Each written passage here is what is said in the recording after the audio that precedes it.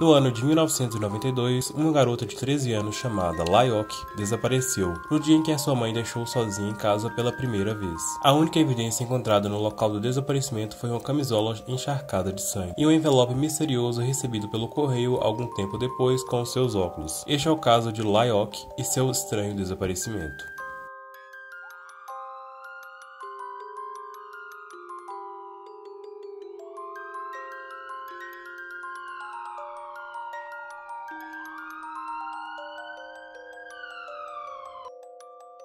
No dia 27 de agosto de 1992, tudo corria bem, com Vic Felton, mãe de Lai, se arrumando para ir para o trabalho. Naquele dia, os jornais da cidade falavam sobre a ameaça de um furacão que poderia atingir a cidade de Tupelo, no Mississippi, onde elas moravam. Lyoke era uma menina de cabelos loiros que adorava cavalos. Na época do acontecimento, ela estava nos seus últimos dias de férias de verão. Naquele dia, ela planejava participar de uma confraternização com seus avós e um jantar com a sua mãe, mas infelizmente acabou não sendo possível. Às 7 horas da manhã, a mãe de Lai saiu para o trabalho, e devido a uma chuva forte, ela acabou ligando para sua filha para ter notícias dela e saber se estava tudo bem. Com ninguém atendendo o telefone, ela de imediato voltou do seu trabalho para casa, um caminho que dava por volta de 2,5 km. Segundo Vic, a mãe da garota, quando ela chegou em casa, encontrou a porta da garagem aberta e a luz ainda acesa. Neste momento, ela entrou, chamou o nome da filha e não ouviu nada. No corredor, ela encontrou respingos de sangue na parede e uma poça de sangue no chão. Depois de verificar os quartos, o quintal e um galpão e não encontrar a sua filha,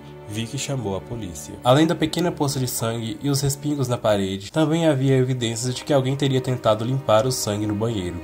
Testes posteriores revelaram que todo o sangue da casa era do tipo O tipo sanguíneo de Lai, e nenhum sinal de entrada forçada foi encontrado. Nas semanas que se seguiram ao desaparecimento, várias buscas organizadas ocorreram em campos e áreas arborizadas ao redor de Tupelo. Porém, com alto volume de chuvas no dia, não se sabe dizer se as chuvas teriam levado qualquer cheiro da garota, ou simplesmente não havia nenhum na área, já que os cães farejadores acabaram não encontrando nenhuma pista. 8 dias depois que Lai foi dada como desaparecida, um estudante da Faculdade Comunitária do Nordeste do Mississippi relatou ter visto uma garota que combinava com a descrição de Lai em um caminhão numa cidade chamada Bonneville, aproximadamente 50 km da cidade do seu desaparecimento. Porém, segundo um ex-investigador do caso chamado Ronnie Thomas, se tratava de outra pessoa. No dia 9 de setembro, Vic recebeu do correio um envelope misterioso vindo de Bonneville, a cidade onde Lai teria sido supostamente vista. Ele era endereçado a Barney Yarbrough, que era padrasto de Lai e ex-marido de Vic. Eles haviam se separado poucos dias antes do desaparecimento. Dentro deste envelope estavam os óculos de Lai. Com isso em mãos, os investigadores esperavam que eles os levassem à garota ou seu suposto sequestrador, mas este acabou não sendo o caso. Os investigadores acreditavam que encontrariam o DNA nos versos dos selos colocados nos envelopes, mas segundo eles, os selos teriam sido colados usando água. Naquele momento, eles sentiram que aquele envelope era apenas uma forma para distrair e atrasar quem cuidava do caso. Segundo os colegas de escola de Lai, ela certa vez teria aparecido na escola com vários hematomas pelo corpo.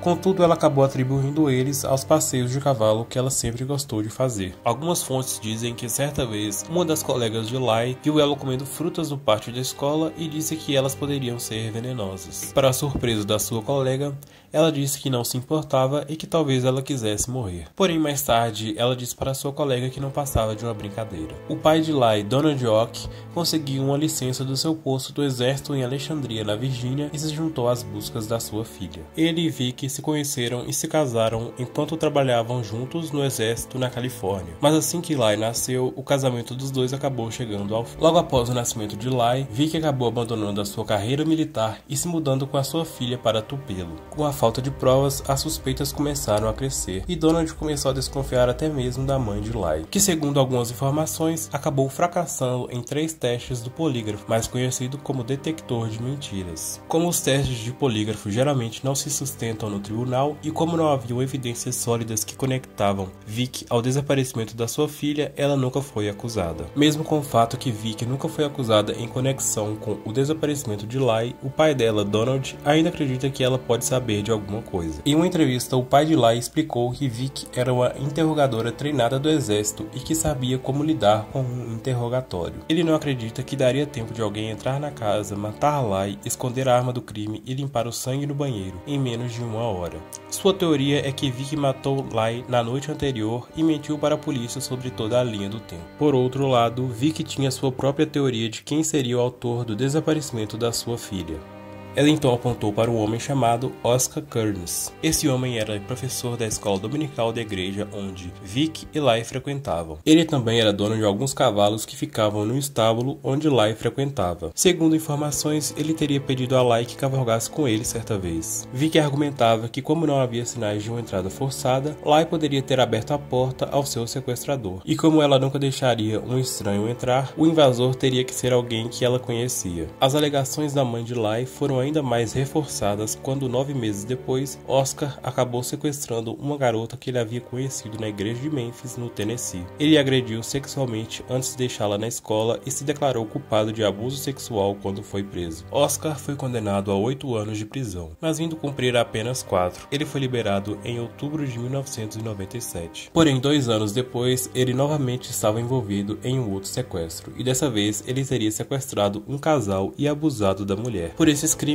a sua pena foi de 20 anos. Quando perguntado sobre seu envolvimento no desaparecimento de Lai, ele negava fortemente falar com a polícia que cuidava do caso. Pouco mais de um ano depois, restos de esqueletos foram encontrados ao sul da cidade de Nettleton, inicialmente identificados positivamente como sendo de Lai, mas o Instituto Médico Legal acabou retirando a identificação 2 dias depois. Os restos mortais pertenciam a Pollyanna Kate, de 27 anos, que havia desaparecido em março de 1993. Tendo como principais manchetes na época do desaparecimento o furacão Andrew e as próximas eleições, o caso não demorou muito para cair no esquecimento da mídia. Em relação ao homem chamado Oscar, se ele era culpado ou sabia de alguma informação, ele acabou levando para o seu túmulo, já que morreu em maio de 2021. Mesmo não tendo mais a mesma relevância, o caso de Lai continua em aberto e ela continua sendo dada como uma pessoa desaparecida.